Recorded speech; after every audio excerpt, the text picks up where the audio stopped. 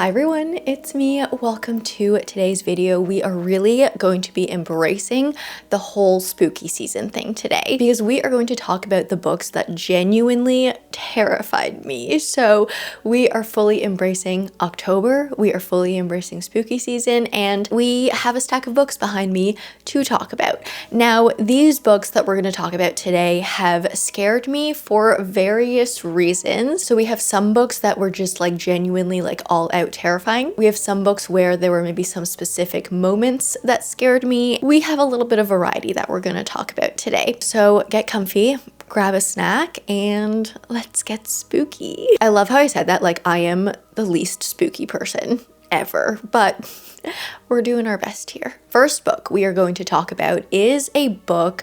I think this is actually the only book that I have ever felt has really given me that feeling when you are watching a scary movie, like when your like heart rate starts beating faster, when you genuinely start feeling like you are scared, like physically in your body. And that book is Something Within the Walls by Daisy Pearce. Now, this gave me very much like exorcism vibes. We are set in a small English town and we have a 13-year-old girl who is claiming to be haunted by a witch. We follow Mina, our protagonist. She is actually like newly trained to be a psychologist, and she is hired to go and meet Alice, the 13-year-old who is claiming to be haunted, to try and get her to, I guess, like confront her inner demons, because everyone around her thinks this is definitely like a psychology thing. It is definitely not a haunting thing. They don't really truly believe her, but Mina arrives in this small village and things seem to be a little bit more haunted than Mina is used to. So we just have a lot of like creepy moments in this book. Moments like in the movies when you're watching, you know, that scene, that like really iconic type of a haunted movie scene where you have a character like either looking at another character or in the mirror like as a reflection, and then maybe you like blink or look away for a second, and when you look back, your reflection or the person you're looking at is all of a sudden doing this like weird creepy smile. That was like the vibe of this book. So lots of like haunting things, lots of possession things, lots of witchy things as well. And I think just all of that being set in this like small, gloomy, rainy town as well really added to the overall vibe. Now, I didn't completely love this story and book in general. I thought it was like decent. I think I rated it like a 3-star or something, like it was just okay. But I will say, if you want to read a book that will really get you into that spooky mood, this is definitely one of them. It's very rare for me for a book to make me feel like, you know, that those feelings, those like truly terrified, creepy, like jump scare moments, but this book definitely did it for me. Very creepy and lots of jump scares. I don't think I've ever had like a jump scare from a book because, like, you know, when you're reading at a normal pace, so it's harder to build up suspense into like one of those moments when you like turn back and someone's creepily smiling at you. It's harder to manage that when you're like writing words on a page versus when like you're editing a movie. Let's say you can add these sorts of beats in the rhythm of the cuts and stuff to give you that more suspenseful feeling. It's just, I feel like it's something that's harder to manage using words, but that book did it for me. Next book that gave me a little bit of a scare is definitely a very different book. I would say this book isn't like scary in general, but there were just a few scenes that truly creeped me out and caught me by surprise. So, The Will of the Many by James Islington. Now, yeah, this is truly a fantasy sci-fi book with a fun academy setting, with spying and infiltration. Definitely not overall a scary book. Like, I wouldn't classify this under a general spooky book label, but there were a few scenes in this, and without getting too spoilery, we just had a few environments where we were in like a cavern like environment from what I remember, like from what I was picturing in my head at least. And we had some really creepy things like around, like on the walls and stuff, that were really unexpected. And I think in a lot of fantasies, we will always have these sorts of spookier moments because like we need spooky moments in fantasy to add to those high stakes feelings. But the way James Islington described these specific environments in particular was really eerie, was really surprisingly descriptive, and I actually enjoyed that. It gave his world here a little bit more dimension than you usually see in a typical sci-fi sci-fi fantasy, and to me really helped add a sense of urgency to those scenes where we were in that environment, because I was just constantly like, oh my gosh, let's do our task faster. Let's get out of here super quick. So it really adds that level of suspense and really keeps you excited and engaged in what's happening in the plot. So I thought that was super well done. And I've talked about this book, The Will of the Many, so many times on this channel because I absolutely adored this book. But just in case you still don't know what this book is about, just quickly, we follow Vis. He is an orphan. He gets adopted, and then his adoptive father tells him, basically forces him, and says, hey, you need to go to the school. I've enrolled you into this really elite, prestigious academy. You need to go there. You need to build your way to the top of your class, and you also have to spy on certain people within the academy. So we have this really set hierarchy in this world, and we're following all sorts of like political issues within this world. The academy setting does give kind of like very cozy academy setting vibes at points, but we also get some super, super eerie vibes in here as well. Okay, this next book we're gonna talk about is so unserious. It's so unserious, but it scared me. It truly did scare me, okay? Bride by Hazelwood. So this is a paranormal romance, right? We have vampire werewolf situation. We have very typical, like funny Hazelwood writing that is absolutely wonderful. And I was having the time of my life reading this book. I was enjoying it so much. It really truly does read as a sort of parody on the vampire werewolf romance genre. It definitely just makes fun of itself. And Hazelwood was very, very aware that she was writing a vampire werewolf romance when she was writing this book. And you can see that in her writing, the way she references certain vampire werewolf tropes and stuff. I was having a great time reading this book. But then we get to the nodding. And that surprised me. It made me feel very uncomfortable in my own body.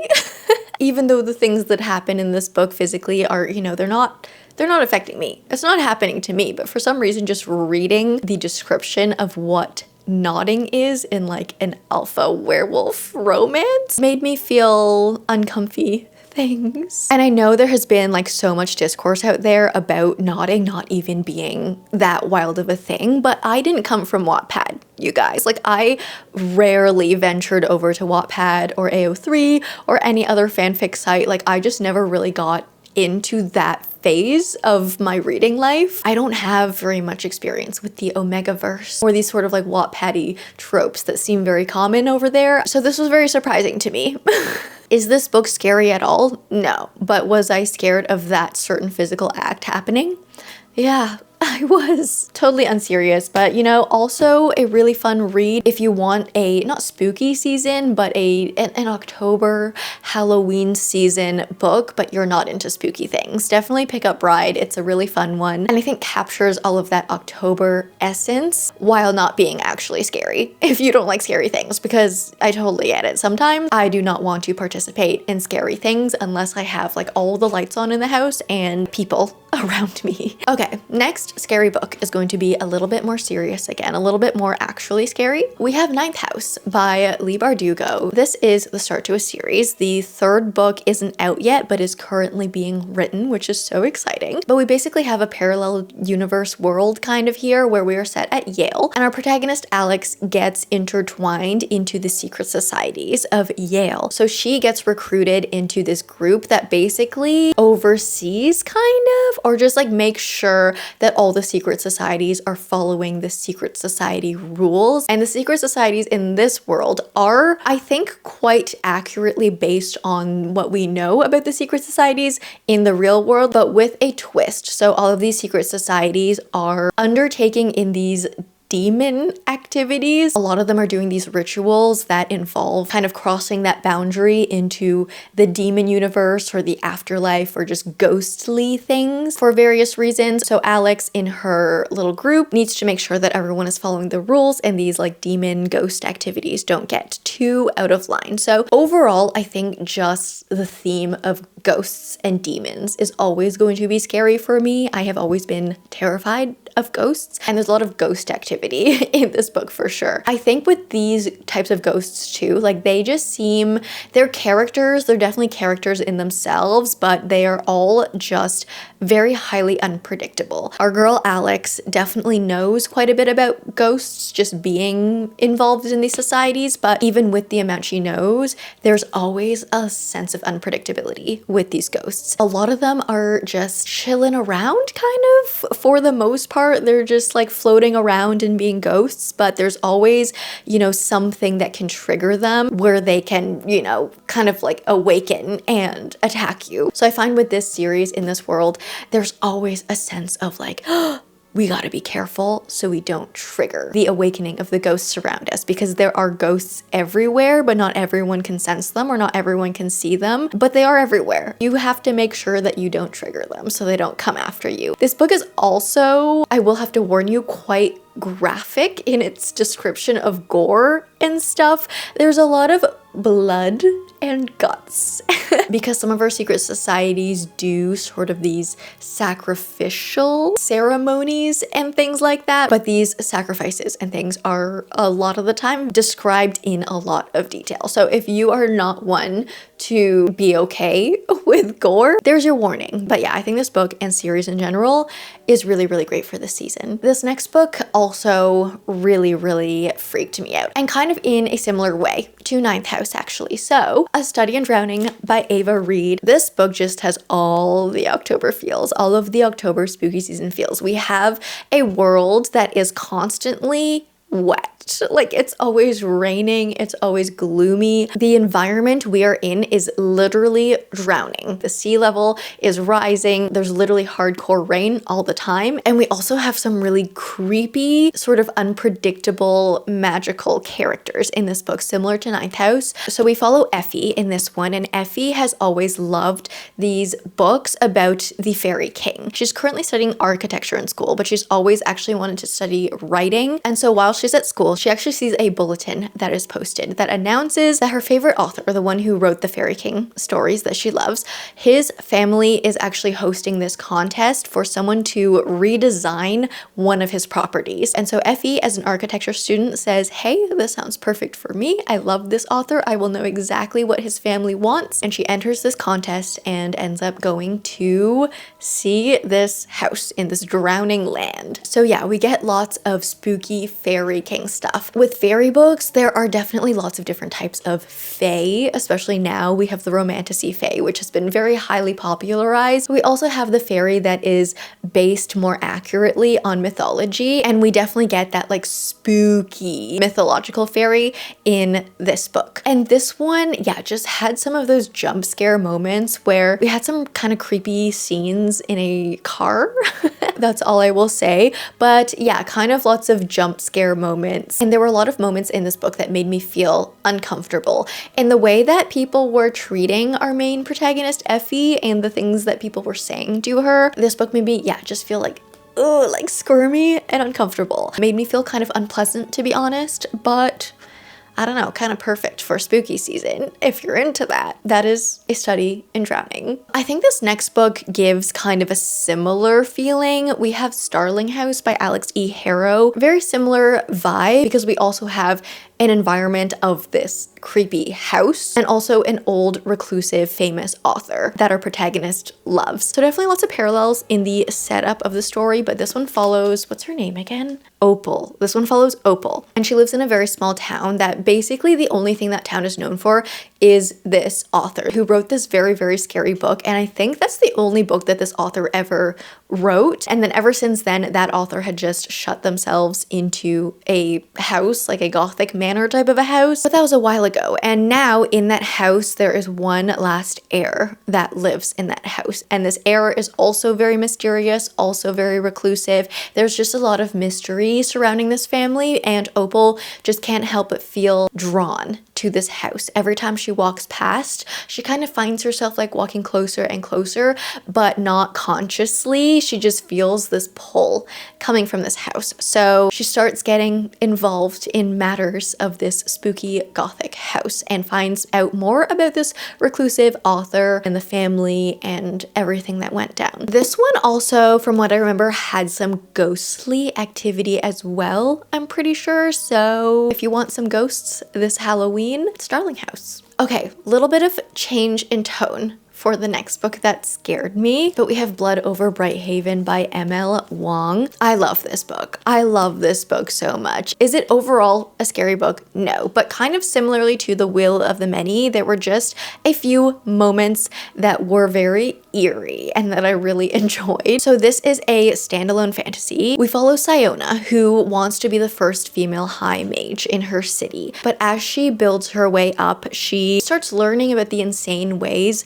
that this city powers itself. And I think that's all I'm gonna tell you. This is a very politically driven story. It is a female rage story. It is one with a really cool magic system, especially for a standalone fantasy. The way the magic works in this world is definitely very interesting, very well built, and you learn a lot about it in detail. What scared me in this book was two main moments. One moment being this big reveal that we get in this book. If you've read this book, you know what I mean. It's just, it really shocks you. And I still think about like that moment of reading that part in this book to this day. And then there's also one particular character in this book that always gave me like the creeps. Every time he appeared on page, I would get like goosebumps and shiver. I don't know. The way M.L. Wang described this certain character and the way he spoke, the things he said, and the way he just carried himself, I think was just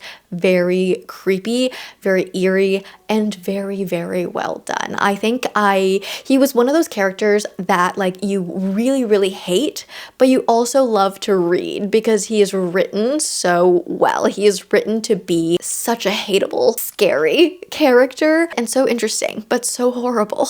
But yeah, he definitely especially gave me really, really creepy vibes in this book, and I would highly recommend it. This next book is less creepy, but more just a thrilling type of a scary. So we have Five Survive by Holly Jackson. This is actually my favorite Holly Jackson book. I just think this one was so much fun because of the suspense we felt throughout the entire book. So in this one, we follow a group of high school students who are on their way to, I think they're like after grad or their spring break. Yeah, I knew it was some sort of like a high school trip thing, but they are going on a road trip for spring break. And so they have borrowed this RV, and on their way to their destination, the RV breaks down. And at first they're like, okay, this is kind of like inconvenient and a little bit creepy.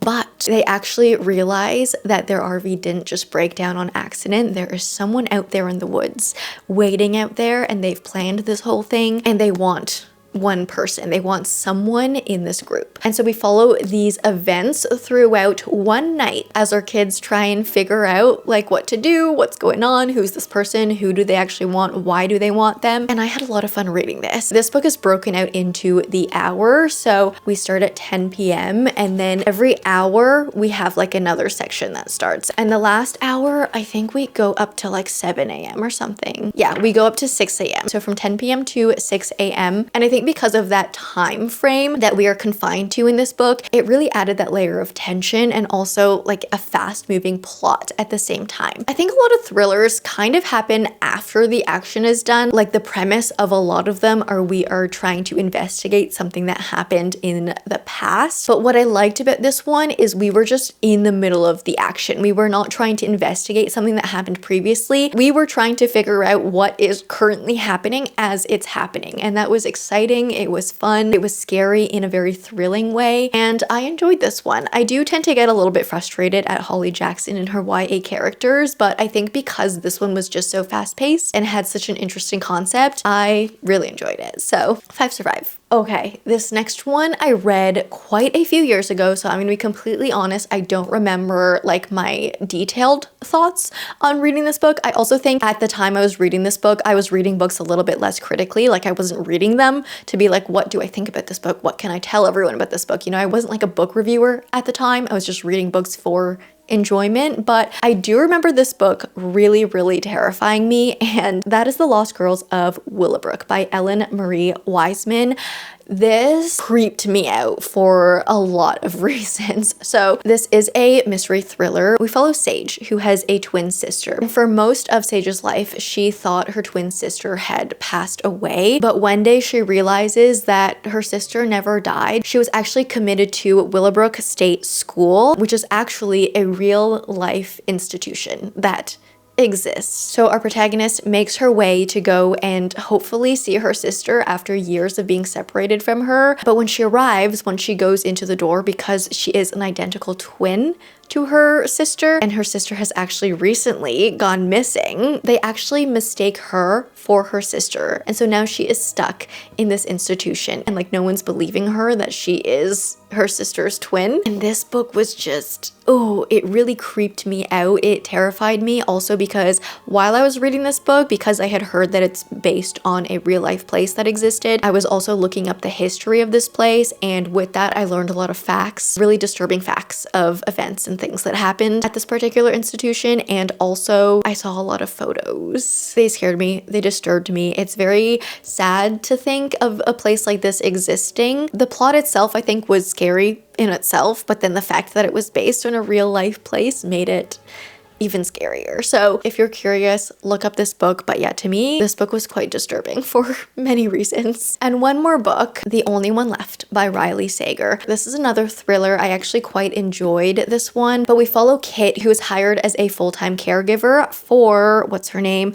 For Lenora, who lives in this house on top of this cliffside. This is a tough job to be in because Lenora, about 60 years ago, I believe, was accused of offing her entire family in one day. She was never found guilty. There was never enough evidence to actually confirm that she was guilty of these crimes, but everyone in this town is really still convinced that Lenora did it. We follow Kit as she moves in, as she interacts with Lenora, takes care of her, but then also starts seeing creepy things happening. The story is told through a dual timeline where we follow Kit, our caregiver, in current day, but then we also get these flashbacks into the past, and we just get a lot of imagery of Lenora as a child in that like white nightgown sort of a vibe. And I feel like that trope of like the little girl in the white nightgown is always scary. It gets me every single time. I actually dressed like that for one Halloween. That was my one Halloween where I decided to dress actually scary, and I had a lot of fun being scary. But yeah, that trope will freak me out every single time. Or like when you go to a haunted house and there's always an actress dressed in that outfit.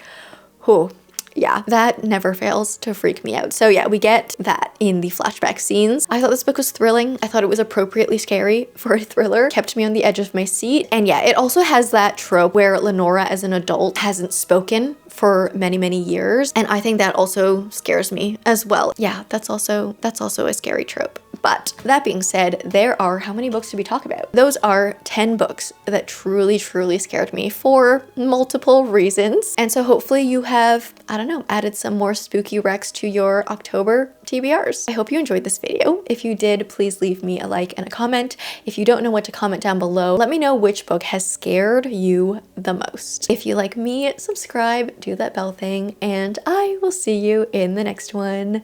Bye!